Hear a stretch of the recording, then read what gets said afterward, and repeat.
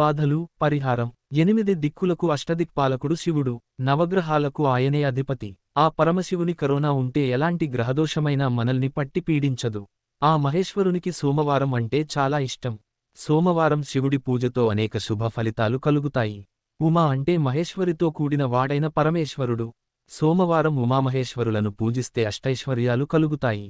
దారిద్ర్య సమస్యలు పోవాలంటే శివుడిని ఈ విధంగా పూజించాలి. 1. సోమవారం ముందుగా తలస్నానం చేయాలి.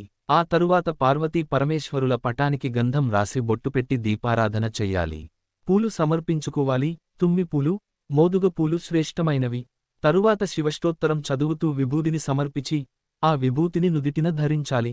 సాయంత్రం వరకు ఉపవాసము ఉండి శివాలయానికి వెళ్లి ఆవు నేతితో దీపారాధన చేయాలి. ఉపవాసం ఉన్నప్పుడు పాలు, పండ్లు వంటివి తీసుకోవచ్చును. 2. సాయంత్రము పరమశివునికి నైవేద్యంగా నేతితో తాలింపు వేసిన దద్దోజనం, పెరుగన్నం సమర్పించాలి. ఇలా ప్రతి సోమవారం చేయడం వల్ల అప్పుల బాధలు, ఆర్థికపరమైన సమస్యలు తొలగిపోయి ఐశ్వర్యవంతులు అవుతారు.